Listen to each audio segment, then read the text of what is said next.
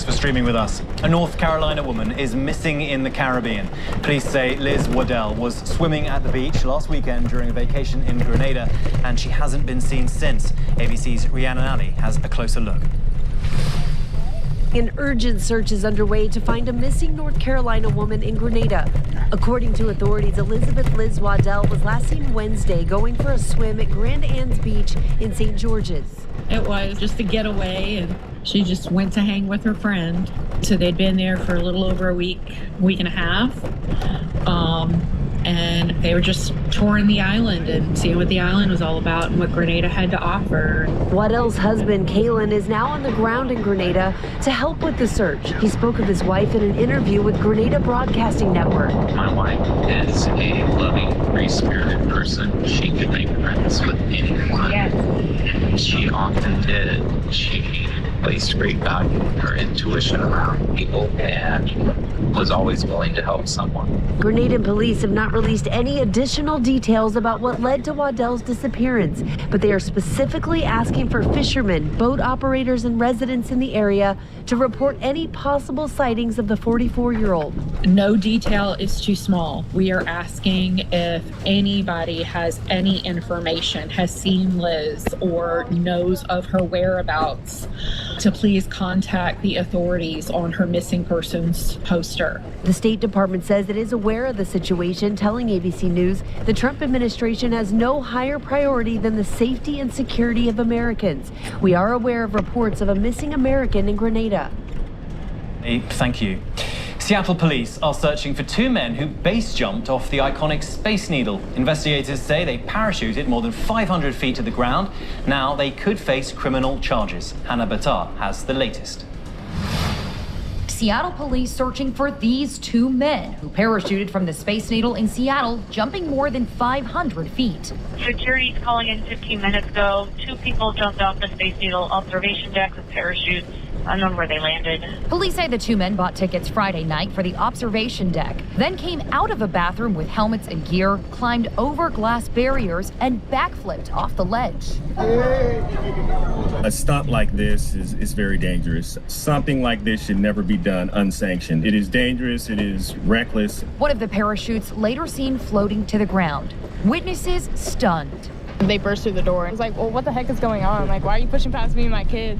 And then they were running towards the glass and they jumped up. And that's when Jacob was like, they're climbing up. And I'm like, oh my God, go watch us and go. It comes just weeks after these two daredevils climbed the Empire State Building and unfurled a banner. They're due back in court next month.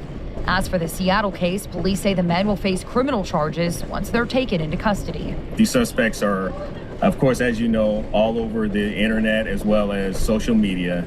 Their faces are seen. There was video footage as well in the Space Needle. So we're confident that our detectives will move forward with this case and find these individuals. Hannah Batar, thank you. Coming up, a blockbuster weekend of Marvel news, a new Avengers trailer, and new interviews with stars like Chris Evans, Pedro Pascal, and Robert Downey Jr. But the most important news of the weekend, Ryan Gosling. That's next.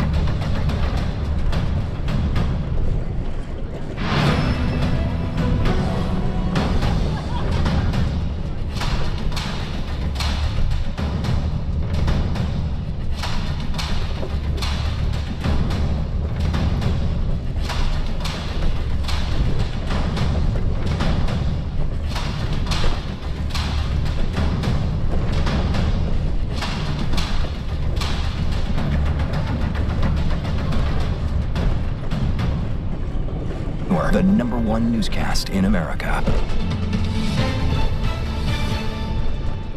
Thanks for streaming with us. We have some marvelous and major announcements from Comic-Con in San Diego. It includes some exciting news from Ryan Coogler's Black Panther franchise, a casting announcement that's been 6 months in the making, and the other Ryan, Hollywood heartthrob Ryan Gosling, is also joining the Marvel Universe. So let's get right to it with our Marvel experts, Will Gans and Samara Theodore. Thanks, guys. Listen, Will, we need to talk about Ryan Gosling joining the MCU. I have to say, as a non-massive fan or expert, this has got my attention. Well, it should. As most of my favorite conversations begin, let's start with Ryan Gosling, why don't we? Sean Levy, who directed Deadpool and Wolverine, is back for a standalone Ghost Rider movie, which will star the one and only Ryan Gosling, bringing the Kenergy to the MCU. The director and the Oscar nominee worked together on Star Wars Starfighter and will bring Ghost Rider to this universe, the MCU, in 2028. And you know a lot about Ghost Rider. Well, you know, it's who is he going to play? Because as I said, Ghost Rider isn't just one individual character. It's more of an entity that is taken on. And so he could be Johnny Blaze. He could be Danny Ketch. He could be Robbie Reyes. There's options for which character he's going to embody in this film. But nonetheless, it's going to be left in Ryan's hands, so I've heard. So we're waiting for that news. But this is good news. This will hold us over. Super exciting. Left in Ryan's hands. I enjoy that phrase. Yeah. The other huge news, Black Panther 3. It's coming in 2028. Samara, what can you tell us about it? Oh, well, I can tell you that Ryan Coogler will be bringing Black Panther to the big screen. The Oscar-winning Sinners director revealing that David Johnson, who you may know from Alien Romulus or the TV show Industry, will be the new Black Panther in the upcoming film. He will play the son of Chadwick Boseman's T'Challa, and the new film will follow his character as he grows up, and it's a coming-of-age kind of, right? Yeah, exactly. Super excited for this one. The other important thing to note here is that Denzel Washington has publicly announced that he would like to be a part of this film, so we'll get to see maybe how he gets worked into the Marvel Cinematic Universe and how this new Black Panther will take the reins from Letitia Wright, who did such a good job in the second film. She did brilliant. Yeah. So guys, finally, Avengers Endgame apparently wasn't the end of the game. So what do we know? Okay, well, Avengers Endgame, by the way, is coming back to theaters in September, so you'll have a full chance to refresh on all of that. But Doomsday is coming. Fans of the follow-up to Avengers Endgame were treated to a star-studded cast appearance at Comic-Con with a brand new look at the upcoming movie. And in case that wasn't enough, a gray Deadpool stood up in the audience to ask a few questions. Turns out that gray Deadpool was the real Ryan Reynolds, who implied that he would like to be in Doomsday as well. The gray, by the way, was somewhat denim, an homage to Ryan's Canadian heritage here. Of course. What are you most looking forward to with Doomsday? I think I'm looking forward to exactly how they are going to lay out or how they're going to iron out how Iron Man is also playing Dr. Victor Von Doom. So that's going to be guys, I mean, some people can be a bit snooty about the MCU, but the fact that it's drawing names like Ryan Gosling, I mean, every actor in Hollywood must want to be part of these films, right? I think so. And the other thing, too, that draws these actors in who are Oscar nominees themselves is that you forget that things like Black Panther 2 was Oscar nominated. Right. Of course, you know, Regina Hall was nominated for Angela Bassett as well, Angela Bassett, right? that's who I meant to say. Not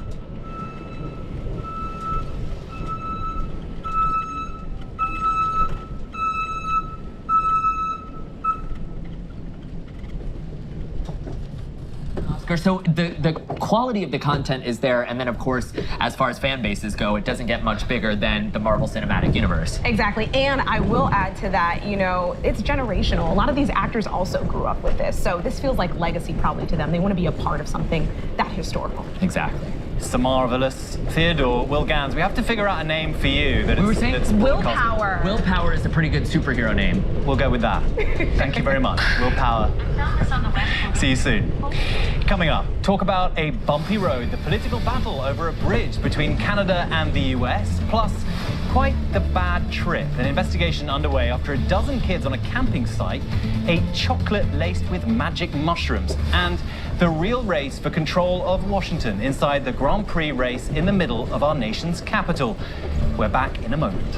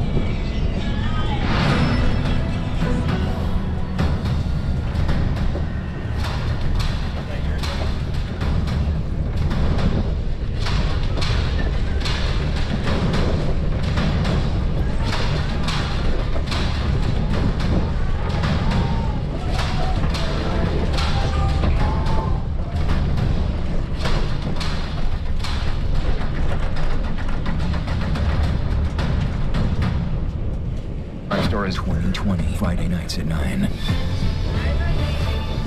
Thanks for streaming with us. Here are some of the top stories we're following. In Texas, an update on the case of a man killed by ICE officers 3 weeks ago. Houston's district attorney says a substance found in the van of Lorenzo Salgado tested negative for drugs and turned out to be an electrolyte powder. An FBI agent says he first spotted the white substance in the vehicle after the shooting. Supporters over the weekend held a vigil calling for transparency in the investigation into his death. The brand new Gordie Howe Bridge is now open for business. The roadway, named after the legendary hockey player, connects the US and Canada over the Detroit River. It's set to serve as a critical trade and tourism route between the two countries.